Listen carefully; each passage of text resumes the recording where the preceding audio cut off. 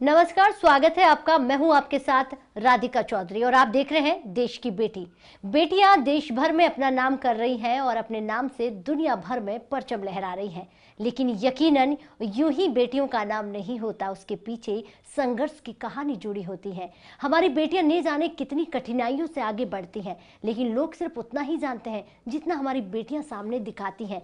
भला बेटियों के दर्द को कोई समझकर देखें, बेटियों के पीछे की कहानी को सुनकर तो देखें। आपको अंदाजा हो जाएगा कि हमारे भारत की बेटियां कितना संघर्ष करती हैं। ऐसी ही एक बेटी यानी कि बनारस की तुलिका सिंह के पास आज हम पहुंचे हैं और बनारस की बेटी से आपको मिलवाएंगे, जिस बेटी ने अपना नाम किया, अपने नाम से दुनिया भर में ये बता दिया कि बेटी होना गुनाह नहीं है। ये एक बहुत प्राउड वाली बात है, लेकिन ये समाज समझ नहीं आती है। तब तुलिका सिंह जैसी बेटियों को आगे आकर समाज को समझाना पड़ता है। तो कुछ ऐसा ही इस बेटी ने किया है। आपको बता दें, ये बेटी जहां से आती है उसका नाम सुनकर आप भी चौंक जाएंगे। संकट मोचन बनारस में एक ऐसा मंदिर, जिस मंदिर के चमत्कारी के चर्चे पूरी दुनिया भर में है, लेकिन उसी चमत्कार ने, उसी संकट मोचन ने इस बेटी को पार लगाया और आज दुनिया भर में बना दिया Tulika Singh. Tulika Singh as a counsellor हैं। आपको बता दें कि बिजनेस वुमन कह सकते हैं, और उसी के साथ साथ इस बेटी ने ऐसे ऐसे काम किए हैं कि दुनिया भर की बेटियां आज इस बेटी को सुनती हैं, समझती हैं। सीधे मिलते हैं और आपको भी मिलवाते हैं। बहुत बहुत स्वागत है तुलिका जी, नमस्कार। नमस्ते। आपके नाम में इतनी सारी चीजें छुपी हुई हैं, लेकिन जब समझ में आता है कि तुलिका सिंह तो नहीं थी।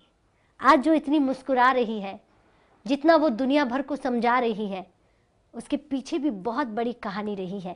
तुलिका जी, आप एक बनारस में उस जगह से आती हैं जहां बेटियों को बाहर निकलना एक बहुत बड़ा गुनाह माना जाता था। परिवार में अगर पिता सपोर्ट कर रहा है तो ठीक है, लेकिन वह समाज की बड़ी भूमिका होती है।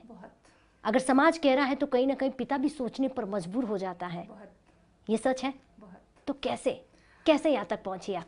देखिए, मैं आपको आपने एक बहुत बड़ी बात बोली कि पिता अगर सपोर्ट कर रहा हो फिर भी समाज को देख करके पिता को भी सोचना पड़ जाता है। तो मैं शुरुआत करूंगी। मेरा नाम तुलिका मेरी माँ ने रखा था और मुझे स्कूल में चढ़ाते थे कि तुम्हारा नाम पेंटिंग ब्रश है, कूंची है। एंड आई वाज लाइक कि मैं परेशान होती थी। तो मैंने अपनी माँ से पूछा, वो डॉक्टरेट है हिंदी में BHU से, आपने मेरा नाम तुलिका क्यों रखा जी? उनका जो जवाब था वो आज तक मुझे और ज़्यादा डिटरमाइन करता है आगे बढ़ने के लिए। उन्होंने कहा, मेरे सपनों का एक कैनवास है जिसमें तुम्हें रंग भरना है। जो मैंने बस आउटलाइन बना रखा है, इसमें तुम्हें रंग भरना है। अब ये तुम्हारी मर्जी है, तुम रंग भरना चाहती हो या अपने नाम को बदलना चाहती हो। वो बात मुझे बहुत ज़्यादा ट्रिगर की। ग्रेजुअली जिस समाज से मैं बिलोंगिंग करती हूँ, वहाँ पे पढ़ाई का मतलब इतना है कि पढ़ा लिखा दो, शादी कर दो, पढ़ा लिखा दो, शादी कर दो। लेकिन मेरे पिताजी का थॉट था कि लड़का एक बार ना पढ़े, लड़की का पढ़ना बहुत जरूरी है, और उससे भी ज्यादा जरूरी है अपने पैरों पे खड़ा होना, फिर वो कोई भी काम हो। लेकिन ये लाइन बोलना जितना आसान है, करना उतना ही मुश्किल था। मेरी चॉइस लड़कियों की तरह नहीं थी, आम लड़कियों से बिल्कुल अलग थी। और वो मैं बचपन से, आप कह सकते हो अब तो मैं यूज्ड टू हो गई हूँ। मैं ट्रिगर होती रहती थी, कभी बॉडी शेमिंग, कभी ऐसे क्यों चल रही हो, कभी लड़कों जैसे बोल क्यों रहे हो, क्योंकि मेरे शौक ही अलग थे। और वो उस वजह से मैं उन लड़कियों में जल नहीं कर पाती थी जिन लड़कियों के बीच में मैं भी पली बढ़ी थी। अच्छा, मतलब स्टार्टिंग में जिस तरह आप कह रही हैं कि आप एक बॉयज की तरह, हाँ, मैं रहती तो लड़कियों की तरह थी, लेकिन जो मेरी सोच थी वो टिपिकल लड़कों वाली सोच थी। और मैं बहुत विद्रोही स्वभाव की थी। अगर मुझे कोई चीज पसंद आ रही है तो उसके पीछे लॉजिक होना चाहिए, नहीं आ रही है तो मतलब गलत है, उसके आप मुझे कन्विंस कीजिए, मैं मान लूंगी। लेकिन ये सब के बीच मेरे पिताजी भी तो उसी सोसाइटी से बिलोंग करते हैं, उनकी अपब्रिंगिंग भी तो वहीं से हुई है। तो आप सोचिए, मैंने 2000 मतलब जब मैंने BHU में एडमिशन लिया, BHU का एक कॉलेज है, वीकेएम, आप कह सकते हैं इस वाली तुलिका का नींव वहां पे पड़ा वीकेएम में। अच्छा।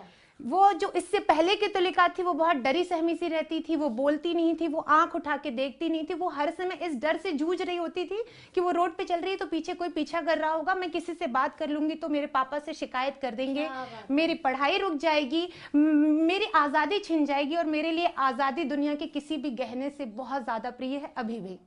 मतलब मुझे लगता है हर इंसान के लिए आज़ादी से बड़ा कुछ भी नहीं होता, पर उस चीज़ को और बार बार अपने पापा को आपको कन्विंस करना पड़ता है, ये बहुत टास्क था। वो हो जाते थे, ऑब्वियसली मेरे लॉजिक से हो जाते थे, लेकिन आप सोचिए एक बच्चे के लिए बहुत पेनफुल बात है ये। लेकिन जब मैंने ग्रेजुएशन शुरू किया तो आप कह सकते हैं इस तुलिका ने इतने रंग बिखेरे, मैंने उस दौरान अपने आप को एक्सप्लोर किया जस्ट कॉज ऑफ अच्छे टीचर्स। मुझे इतने अच्छे टीचर मिले जो आज तक उनका आशीर्वाद मुझे मिलता है। उस पूरे कॉलेज में आप कह लो मेरा दूसरा घर है। वहाँ पे तुलिका ने सब कुछ किया, थिएटर किया, डिबेट्स किए, जो दिल आया वो बोला, जैसी जिंदगी मन में आई वैसी जी उस कॉलेज के अंदर। मुझे पूरी जो ये तुलिका आप देख रहे हो वो ट्रांसफॉर्मेशन वहीं पे पहली बार शुरू हुआ। फिर मेरे अंदर पत्रकारिता का भूत सवार हुआ, इसलिए नहीं कि मैं बहुत ज़्यादा इंसाइक्लोपीडिया थी, इसलिए कि मैं जिस समाज से बिलोंग करती हूँ वहाँ से निकलने का इससे बेहद आसान भी कह लीजिए या वाव कह लीजिए, कोई और जरिया हो ही नहीं सकता। या तो आप आईएएस पीसीएस बन जाइए, जो मैं शायद इतनी काबिल नहीं थी इसलिए मैंने उस बारे में नहीं सोचा, या तो आप जर्नलिस्ट बन जाइए। 2004 मैं यहाँ रोकना चाहूंगी। जी बताइए। उस समाज से निकलने के लिए आपने कहा कि या तो आप जर्नलिस्ट बन जाइए या फिर कुछ और बड़ा आईएएस आईपीएस कुछ ऐसे अधिकारी बन जाइए, तो शायद आपके पंख और उड़ने के लिए काबिल हो जाए। लेकिन इससे पहले मैं जानना चाहूँगी 2004 में जब आप इस बारे में सोच रही थी, 2004 में जब आप डिबेट शो कर रही थी, वो आवाज़ जो तुलिका की कभी निकली नहीं, लेकिन 2004 से पहले आपने कहा कि मैं जब घर से निकलती थी तो कोई आवाज़ भी दे दे तो मैं डर के नहीं बोलती कि पापा गलत ना समझ ले, लोग गलत ना समझ ले। तो ये थोड़ा मुझे समझाएंगे। आप देखिए जो बनारस से बिलोंग करते, अब तो बहुत बदलाव आ चुका है, लेकिन जिस दौर की मैं बात कर रही हूँ आपको वो 91 से लेकर के 2000 के बीच की बात है। मैं बहुत छोटा बच्चा थी, आजकल उनको बच्चा ही बोलते हैं, बट उस टाइम मुझे लगता था मैं बहुत बड़ी हूँ। तो अगर आप हंसते बोलते भी दिख जा रहे हो तो छोटा शहर उस समय जहाँ मैं रहती हूँ, एक्चुअली मेरे फादर को बहुत सारे जानते थे, मोरलेस हर तीसरा आदमी उनको जानता है। तो वो जा करके कहना, फिर उसको मैं कन्विंस करूं, मेरे लिए बहुत पेनफुल होता था। और हर दूसरे दिन शादी का रिश्ता आता था। अच्छा। मतलब आप बिलीव कीजिए मैं 10th पास आउट कर रही हूँ, शादी के रिश्ते आ रहे, थैंक्स टू माय पापा, उन्होंने हर बार रिफ्यूज किया, नहीं तब तक तो मैं कहीं ब्याह दी जाती। मतलब अगर वो स्ट्रॉन्ग वॉइस उनकी नहीं होती तो मैं कहीं ब्याह दी जाती। और मुझे वैसी शादियां और वैसे रिश्तों में बिल्कुल विश्वास नहीं है जहां लड़की की फोटो भेज करके आप उसको कैरेक्टर एसेसिनेशन करते हो, उसके फिगर को आप डिस्क्राइब करते हो और साथ में एक अच्छा खासा लेते भी हो। वो मुझे शुरू से पसंद नहीं था। मैं उसके बहुत ज्यादा बचपन से अगेंस्ट थी, शायद तब से अगेंस्ट हूँ जब से मुझे शादी का मतलब भी नहीं पता था। लेकिन वो उसको बीट करना, उन चीजों से निकलना मेरे लिए, ये मेरी खुद से खुद की जिद थी। मैं नहीं चाहती थी, मेरी माँ डॉक्टरेट। आप जानती भी हैं आप जैसी कितनी बेटियां हैं जो ऐसा करना चाहती हैं। होगा वो उनकी आंखों में मैं मानती हूँ। और जब मैं काउंसलिंग करती हूँ, आपको सुनती है तो वो उनकी मैं जब काउंसलिंग करती हूँ तो ऐसे किस्से आते हैं मेरे पास, मैं उनसे सिर्फ एक बात कहती हूँ, जिसने आपको पैदा किया है आप उसको प्रूफ करो, आप सिर्फ उनके लिए आंसरेबल हो। ये सोसाइटी का कोई मतलब नहीं है। आज आप फेमस हो, सारे आपके पीछे खड़े होंगे, आज आप फेमस नहीं हो, सारे बातें बनाएंगे। आपको हंसी आएगी ये सुन करके, जब मैं दिल्ली आ गई 2004 में, तो मैं छुट्टियों में घर नहीं गई। रीजन सुनेंगी तो आप हंस देंगी, क्योंकि कोर्स खत्म करने के बाद, मास कॉम का कोर्स खत्म करने के बाद ये था कि जॉब लेके ही जाओ, ऐसे जाऊंगी तो फिर वहीं फंस जाऊंगी। Oh my God. वो कष्ट बहुत ज्यादा था, वो जिद बहुत ज्यादा थी मेरे अंदर कि मैं 1 साल तक बनारस नहीं गई। पहली जॉब ले लूंगी तभी जाऊंगी। और मेरी पहली जॉब सिर्फ 3000 रुपए की थी एज अ जर्नलिस्ट। उसके पहले बनारस में मैं वर्किंग थी, मैं कोचिंग पढ़ाती थी, कुछ कुछ करती रहती थी। मतलब मैं सेल्फ मेड आप कह लो, मैं सेल्फ मेड हूँ 98 से। मुझे ऐसे हाथ फैला के पैसे लेना मेरे लिए बहुत बड़ा टास्क है, फिर वो मेरे पिताजी ही क्यों ना हो। I don't want. मैं कम चीज़ों में गुजारा करना पसंद करती हूँ, बट अपनी आज़ादी और सेल्फ रिस्पेक्ट के साथ समझौता मुझे नहीं पसंद है किसी भी कीमत पर। वो कोई भी कीमत हो, कोई भी कॉस्ट हो, मेरे लिए मैनेजेबल नहीं है। तो मुझे ये हुआ कि बीच में जब मैं जाना चाहती थी तो मेरे थॉट प्रोसेस था कि अगर मैं ऐसे ही चली गई तो पापा तो कुछ नहीं बोलेंगे, बाकी बोलेंगे आ गए, हो गई पढ़ाई। क्योंकि जब मैं वहां से निकल रही थी तो मेरे पापा को ये भी सुनने को मिला, लड़की को भेज रहे हो, बहुत रिस्क है, एक बार पैर आगे बढ़ जाएंगे पीछे नहीं ला पाओगे। आप सोचिए, बहुत बड़ी बात है, एक लड़की अपने कैरेक्टर को ही संभाले घूमते रहती है, उसको लगता है सब चीज कर लो, इस पे कोई आंच ना आए। और यहाँ आए हो तो दिल्ली आ गए हो या आप अपने शहर को छोड़ के कहीं भी गई है अकेली लड़की, तो उसके लिए सबसे बड़ा फियर यही रहता है कि वहां कैसे सरवाइव करें, प्लस जहां से आपके बिलोंगिंग है उनकी नजरों में अपने लिए इज्जत कैसे लाओगे। कहना बहुत आसान है, अरे दिल्ली गई है ना, कुछ कर रही होंगी, किसने देखा। ये जो किसने देखा वर्ड है ये बहुत आपको पिंच करता है। ये पिंच ना करे, ये आपको ट्रिगर ना करे, इसके लिए मैंने पहले 1 साल तक अपने घर नहीं गई। मैं यहाँ पे मैंने ठेले वाले पराठे खाए हैं, एक कमरे में अकेले रही हूँ। पिताजी के पास पैसे जितने थे उसमें सिर्फ वो उतना भेज पाते थे जितने से मैं गुजारा कर सकूँ। मेरे भाई मेरी वजह से पढ़ने नहीं गए, वो काम करते रहे क्योंकि obviously they deserve same time, पर वो भी इसमें बराबर योगदान था उनका। नहीं कर सकते थे, एक साथ हम तीनों नहीं कर सकते थे पढ़ाई। मेरे पापा की तबीयत खराब, बहुत सारी चीज़ें थी जो मैं नहीं डिस्कस करना चाहती हूँ। यहाँ आप कह सकते हैं करोड़पति से रोडपति बन चुके थे, और उस दौर में मुझे सरवाइव करना, और लड़की जबकि इतनी बड़ी है, बड़ी बहन है, शादी कर दो का प्रेशर, उस दौर में अगर आपको ये है कि नहीं मुझे जॉब करना है, तो बहुत पेनफुल था वो। यहाँ मैंने वो सारे हालात झेले। मैं समझ पा रही हूँ, मैं गई नहीं इसलिए। बातों से आपकी आंखों में जो ये तो अब मुझे मतलब मुझे प्राउड है कि मैंने किसी के लिए अपने आप को कॉम्प्रोमाइज नहीं किया। जिस तुलिका सिंह को दुनिया जानती है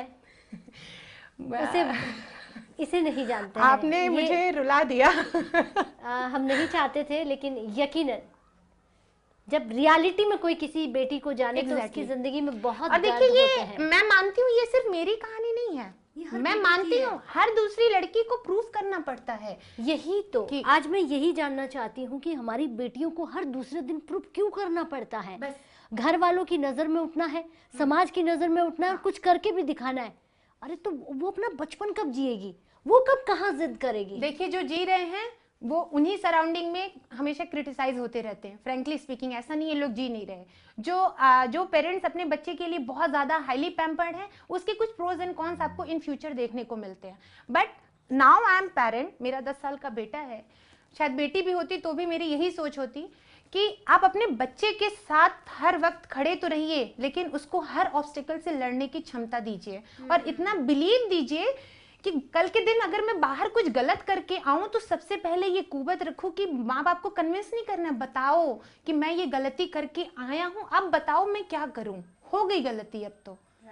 हम जब गलतियां छिपाते हैं उस डर से अपने आप को, जब खुद के अंदर अच्छा, तब समझते तुलिका जी, आपको ऐसा लगता है कि क्योंकि एज ए देश की बेटी आप हैं और दुनिया भर की बेटियों के लिए आप एक आवाज बन रही हैं, तो क्या कोई बेटा कोई बेटी गलती करके अपने माँ बाप को इसलिए नहीं बताता क्योंकि उसकी सज़ा उसको या तो स्कूल छोड़ा दी जाएगी, या उसकी आज़ादी छीन जाएगी, या फिर ऐसा हो जाए जैसा आप सोचती हैं कि अरे वाह बेटा तुमने ऐसी गलती की है, लेकिन आप उस टाइम उसके दोस्त बन जाए तो वो दूसरी गलती बताएगा, तीसरी गलती बताएगा, नहीं तो वो पहली के बाद आपको ज़िंदगी में कोई बात ही नहीं बताएगा, और वो बहुत बड़ा काम कर सकता है। बड़ा काम कर सकता है। गलतियां सबसे होती हैं यार, हमने भी किया, आप भी क्यों, हर कोई करता है। बट यहाँ पे जब बेटा और बेटी की बात आती है तो बेटे को छोड़ दिया जाता है कि अरे, मतलब ये लाइन्स होती है, एक्सप्लोर करेगा नहीं तो जानेगा कैसे। वैसे लड़की भी एक्सप्लोर कर सकती है, बट लड़कियों के साथ अभी भी ये माइंडसेट है कि तुम लड़की हो, तुमने कुछ गलत कर दिया तो 2 ही बातें होंगी, या तो तुम्हारी एक अच्छे घराने में शादी कर देंगे हम, और या तो फिर हम तुम्हें घर बिठा देंगे, और या तो लड़की थोड़ी विद्रोही स्वभाव की होगी तो घर छोड़ के भाग जाएगी।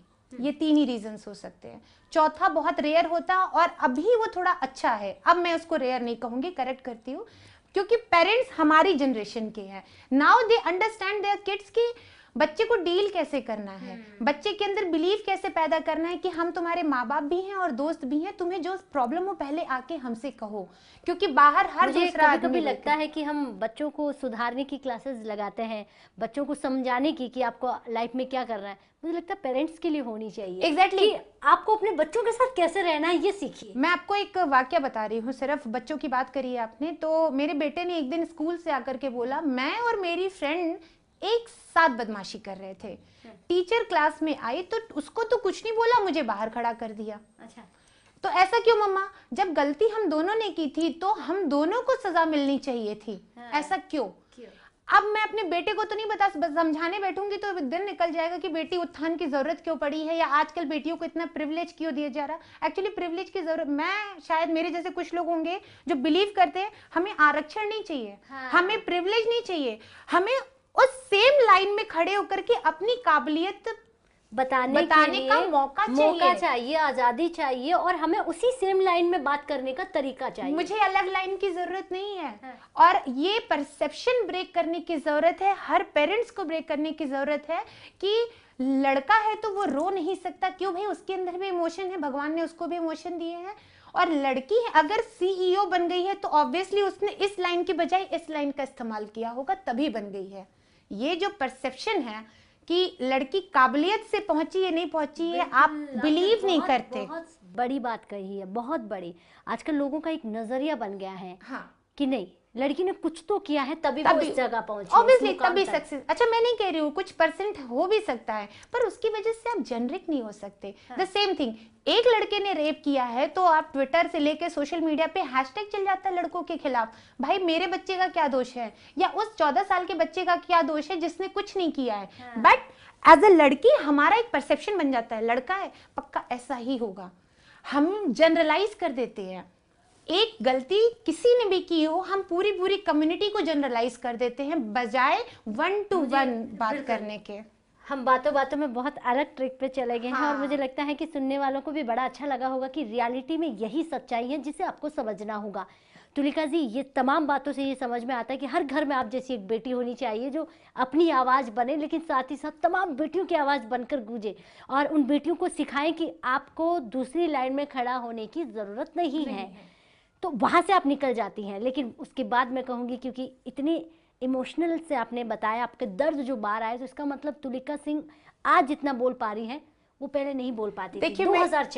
2004 में अगर आप वापस जाएंगे तो मुझे मेरे अंदर जो बोलने की काबिलियत मिली है वो माँ बाप दोनों से मिली है। जरूरी है कि हर बेटी को, हर बेटे को यही समझना है कि वो इम्पोर्टेंस सिर्फ पापा और मम्मा को दे, उन दो को ही हक है वो आपसे जाने। पेरेंट्स में तो देखिए आपके माँ बाप हैं, बाबा दादी हैं, नाना नानी हैं, मतलब कि परिवार से बढ़कर आपका कुछ नहीं है। बाकी आप अगर समाज करते रहेंगे तो आप आगे नहीं बढ़ पाएंगे। आप कहेंगे कि पड़ोसी ने कुछ कह दिया है, देश में ये मेरे लिए आवाज उठ रही है, तो फिर आप घर में बंद हो, बहुत मुश्किल, वो आप नहीं चाहती थी। बिल्कुल नहीं। और उसके बाद जो आज आपको जितना लोग देख पा रहे हैं, जिस तरह आप काउंसलिंग करती हैं, लोगों की आवाज बनती है, यहाँ तक पहुँचने में काफ़ी बहुत मुश्किल हुई। लेकिन जैसे मैंने आपको बताया कि 2004 में जब मैं इधर आ गई तो मुझे 2005 में जाके पहली जॉब लगी मेरी। उसके बाद भी मेरा ख्वाहिश थी, आप कह सकते हो कि एक बार ना एक चैनल में जॉब करूँगी। मेरी एज जॉब मेरी प्रोडक्शन हाउस स्टार्ट हुई थी। फिर 2007 में जाकर के मैंने चैनल में जॉब किया। उसके पहले मैं जो जॉब करती थी वो दूरदर्शन के लिए किया है मैंने। कंज्यूमर फोरम पे बहुत प्रोग्राम बनाए, उन लोगों से मिली जुली हूँ, अलग अलग तरीके के काम बहुत सारे किए। लेकिन जब एज ए चैनल जॉब शुरू हुई मेरी तो एज ए क्राइम रिपोर्टर मैंने अपना करियर स्टार्ट किया था। अब आप सोचिए कि जो लड़की को खून देख के भी ना डर सा लगता था, मतलब मुझे ब्लड देख के डर लगता था, बट मेरे अंदर का इतना उबाल और इतना क्रोध और आप कह सकते हो इतनी एनर्जी स्टोर हो चुकी थी कि फिर वो सारी ना निकलती गई प्रोफेशन में, और वो मैंने बहुत निकाला। और 2009 में मेरी शादी हुई। और आप कह लीजिए शादी के बाद लोग कहते हैं आपकी लाइफ बदल जाती है। लोग कहते हैं यार जॉब छूट गई मेरी, और या मेरी लाइफ अब ना बदल सी गई है, मैं वैसे सरवाइव नहीं कर सकती हूँ। मैं शायद कुछ लोगों में से होंगी जिसकी लाइफ शादी के बाद एकदम से बदल गई और बहुत ही पॉजिटिव वे में, बहुत ही वाव तरीके से। I am not telling in the terms of only husband, obviously उनका सपोर्ट है। तो मेरी जिंदगी में 3 औरतों के बड़े मायने हैं। एक मेरी माँ, एक मेरी टीचर डॉक्टर रीता सिंह, जिनको मैं दूसरी माँ बोलती हूँ, उनसे मैंने बहुत कुछ सीखा। एक मेरी सासू माँ जो आज नहीं है, पर उनका जो वे ऑफ थिंकिंग था, जो उनका प्रोस्पेक्टिव था लाइफ के टुवर्ड्स, फैमिली के टुवर्ड्स, और सबसे ज्यादा एक औरत के टुवर्ड्स, वो संस्कृत से एमए थी उस जमाने की। आप सोचिए, वो हाउसवाइफ थी टिपिकल, लेकिन जब आप उनकी बातें सुनो तो आप या तो उनको सास की तरह ले लो तो आपको ट्रिगर करेंगी, बट आप एक वुमेन टू वुमेन टॉक में जाओ तो आपको लगेगा यार, मतलब मेरे अंदर जो ये वुमेनिज्म जो मेरे अंदर, आप कह सकते हो फेमिनिज्म मेरे अंदर थी, लेकिन उसको एक सही दिशा उन्होंने दी। और उनकी एक बात मुझे, मतलब उनकी लाइफस्टाइल से मुझे एक बात बहुत टच करती है और बहुत मोटिवेट भी करती है। 13 साल की लड़की जब ब्याह करके घर में आती है और शादी कर, अब ऑब्वियसली बच्चे हुए, शादी हुई, 30 साल के बाद एक लड़की और घर में आती है और वो चाहती है कि जिसने अपनी 30 साल जिंदगी दे दी हम उसको बदल दें। मतलब मैं काउंसलिंग करती हूँ, मोस्टली सास हो और ये सब, तो मुझे ये नहीं है कि सास गलत है या बहू गलत है, मुझे लगता है आप उसको औरत की तरह समझो। 85 ईयर ओल्ड भी औरत ही होती है, 5 साल की भी औरत ही होती है। इमोशंस को आप समझो, वो आपके दुश्मन नहीं है। बट आप ये सोचोगे कि जिस औरत ने 30 साल तक अपना घर संभाला, आप अचानक से आके बोलोगे नहीं मुझे ये अच्छा नहीं लग रहा, आज ये चेंजेस कर देते, आज किचन में ये बदल, ऐसे नहीं होता। You should be pampered with each other, you should be respect with each other. Tulika Singh, आपकी बातों से बहुत सारी बेटियां सीखेगी, और खासकर वो बहुएं जो अपनी सास को लेकर हमेशा बात करती हैं। प्लीज नेगेटिव मत हो, सासू माँ सही मैं सच बोल रही हूँ। एक बार आप उनको औरत के प्रोस्पेक्टिव से देखो, आपकी जिंदगी बहुत सॉर्टेड हो जाएगी। और यकीन मानो, औरतों के कंधे इतने मजबूत होते हैं कि किसी भी मर्द को डील कर सकती है। So please don't behave like अ कमजोर टाइप औरत।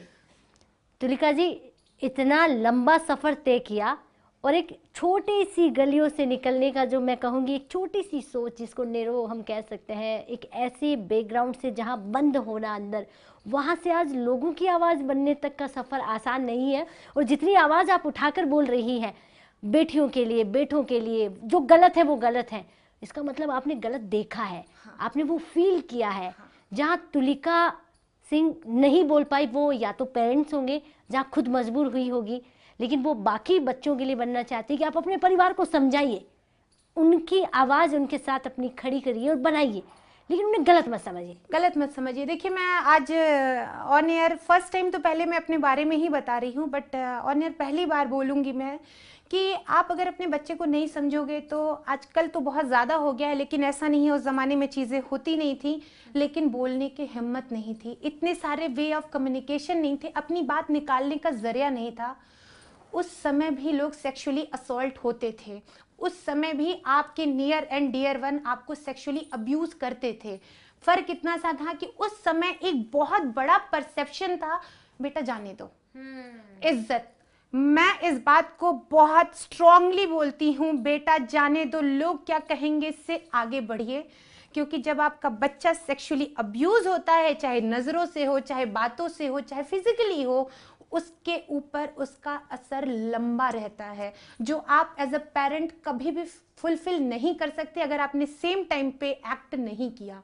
रीजन जो भी हो, आप बोल तो नहीं पाते हो, रीजन जो भी हो आप नहीं बोल पाते हो। मैं इधर आई, उधर बचपन में ऐसे बहुत सारे वाकये हुए मेरी जिंदगी में जो मुझे लगते थे कि ये गलत है। आप कह सकते हो मेरा सिक्स सेंस, मेरा कॉन्शियस लेवल बहुत एक्टिवेट था, क्योंकि इतने लोगों के बीच में भी मैं अपने आप को अलग सा पाती थी, मैं समहाउ उनके साथ जल नहीं करती थी। तो आप मुझे किस नजरों से देख रहे हो, मुझे वो भी ट्रिगर कर रहा है, but I can't say them, क्योंकि मैं क्या बोलूंगी, मैं तो प्रूफ ही नहीं कर सकती हूँ, मैं बोलूंगी क्या। आप मेरे बारे में जो बातें कर रहे हो मुझे समझ आ रही हैं, बट मैं नहीं बोल सकती हूँ। आप मुझे टच कैसे कर रहे हो, मुझे बुरा लग रहा है, मैं आपको अवॉइड कर दूंगी, लेकिन मैं आपको इग्नोर तो नहीं कर पाऊंगी, क्योंकि आप तो मेरे घर में ही आते जाते हो। आप बात समझ रही है? बट आप अपने पेरेंट्स से नहीं कह सकते हैं। क्यों? क्योंकि वो परसेप्शन है, लोग क्या कहेंगे। और ऐसा मैंने बहुत देखा है। ऐसे उस दौर की बात बता रही हूँ जब मैं स्कूल में थी, और ऐसे लोगों के साथ मैंने जिया है जो कि स्कूल में आके फूट फूट के रोती थी, लेकिन वो अपने पेरेंट्स से नहीं कह पाती थी। तब शायद इतना सेंस नहीं था कि वो रो क्यों रही है, बट इतना जरूर सेंस डेवलप हो चुका था कि वो जो कुछ तो गलत हुआ है, जो कि उसको बोलना चाह रही और नहीं बोल पाती है। तो आज मैं बोलती हूँ कि आप अगर बोल नहीं पा रहे हो ना, मैं सबको सजेस्ट करती हूँ, लिखो। मैं राइटर भी शायद इसी वजह से बन पाई। लिखो, मेरे दर्द निकालने का जरिया मेरी कलम है। मैं बहुत खुश हूँ तो वो जरिया मेरे कलम है, शायद मैं उतनी एक्सप्रेस ना कर पाऊँ। तुलिका सिंह जी, जितना मैं आपको सुन रही हूँ उतना मैं समझ पा रही हूँ कि रियलिटी में यही एक बेटी है, यही असल में एक बेटी के दर्द है जो हर दुनिया वाले को जानना चाहिए, हर माँ बाप को समझना चाहिए, हर इंसान को समझना चाहिए और औरत को समझना है। हम इन चीज़ों से बहुत आगे निकल गए हैं। हमें सिर्फ पैसा पाना है, नाम कमाना है, उसके पीछे कितने लोगों को हम कुचल देते हैं। देखिए, मैं आपको यहाँ पे रोकूंगी। आजकल सोशल मीडिया का ज़माना है। आपको जज लोग आपके नेचर से नहीं करेंगे, आपकी सोशल मीडिया प्रोफाइल से करेंगे, आपके पोस्ट से करेंगे, आपकी शक्ल देख के करेंगे, आप क्या एक्सपेंड करो सब करेंगे। मैं जब बच्चा मेरा डिलीवर हो गया तो मेरा करियर पीक पे था उस समय। वो मेरे लिए बहुत मतलब मैं ग्रेजुअली डिप्रेशन में चली गई। क्यों? क्योंकि बहुत बड़ा सर्कल था मेरा यहाँ पे। जर्नलिस्ट थी तो ऑब्वियसली साथ वाले भी होंगे जिनके लिए काम कर रही हूँ, वो भी होंगे, और सब ग्रेजुअली कट ऑफ होते गए। मैं बहुत डिप्रेसिव हो गई थी। मैं कमरे से बाहर नहीं निकली। मतलब आज आप जिस तुलिका को देख रहे हैं वो एक छोटे 10 बाई 12 के कमरे से बाहर ही नहीं निकलती थी। मुझे निकलना ही नहीं है और मैं ग्रेजुअली मोटी होती चली गई। आई एम फिट फाइन बच्चा, लेकिन लोग एक तो बचपन से बोलते आ रहे थे तुम्हारे पे अच्छा नहीं लग रहा, तुम लड़की टाइप नहीं हो, तुम ऐसा। मतलब मैं बोलती हूँ कि मुझे लड़की, मैं क्यों प्रूफ करूँ कि मैं लड़की टाइप हूँ या नहीं हूँ। सवाल ये भी है। और बिना प्रूफ किए मुझे वो चीजें क्यों नहीं मिल सकती जो एक लड़की डिजर्व करती है। लेकिन वो होता था, मैं क्या करूँ। खैर, फिर वो सारी चीजें, चाइल्ड इश्यूज और करंट सिचुएशन में मैं बहुत ज्यादा ना अंदर रहने लगी। बेटा मेरा छोटा था, but he is the only one person in my life who discovered this Tulika cause of my baby। और मेरे हस्बैंड ने मुझे बहुत पुश किया, तुम इसको लेके जाओ। तो मैं इसको लेके जाना शुरू किया, नोएडा स्टेडियम जाना शुरू किया। देन आई स्टार्टेड डांसिंग, और डांस मेरे लिए पैशन था। क्यों था? क्योंकि जब मैं 8th क्लास में थी, अब अगेन चाइल्ड इशू की बात है, मेरा सिलेक्शन हो गया था नेशनल लेवल के डांस एकेडमी के लिए। मुझे चेन्नई जाना था और जो गुरुजी आए थे उन्होंने ऑडिशन पिक किया था कि आपको वहाँ जाना है, जिस स्कूल में मैं पढ़ती थी वहाँ। और मैं बहुत खुश थी। बट जब मैं घर आई और जब ऑब्वियसली आपको उसके ड्रेस चाहिए होंगे, घुंघरू चाहिए होंगे, वो अब आप समझ सकते हो घुंघरू का अर्थ लोग क्या लगाते हैं। मैं बहुत सुना था, मैंने बहुत इसके पीछे बहुत सुना मैं समझ रही हूँ। और मैंने उस ख्वाहिश को वहीं दबा दिया। But cause of my baby, cause of my husband, मैंने उस ख्वाहिश को दोबारा जिया और आज तक जी रही हूँ। I love dancing, I love singing. और मेरे लिए डांस हील का काम करता है। आता जो भी हो, मैं नहीं कहती हूँ मैं बहुत परफेक्ट हूँ, बट मैं उसको महसूस करती हूँ। तुलिका सिंह जी, आपसे जितनी देर बातें की मुझे लगता है कि I am proud of you, और बहुत अच्छा लगा मुझे। सबसे ज़रूरी है कि आप अपनी आवाज़ को 1 बार 2 बार 10 बार दबाइए, लेकिन कितनी देर तक, कितने दिनों तक, फिर वो आपकी बेटी तुलिका सिंह बन जाएगी। तो इससे पहले है वो अपने दर्द यहाँ पर बयां करे, तो क्यों ना आप ऐसे पेरेंट्स बन जाइए, ऐसे माता पिता बन जाइए, एक ऐसा समाज बन जाता हो जो अपने समाज के बच्चों की सुने और वही समस्याओं का हल कर दे। लेकिन इतना आसान नहीं है इन सब बातों का, इतनी आसानी से ये बातें ठीक नहीं हो सकती। इसीलिए तो देश की बेटी में हमें ये समझना है कि हमारी बेटियां किस मुकाम तक जा रही हैं। इतिहास उठाकर देखिए हमारी बेटियां क्या कुछ कर रही हैं।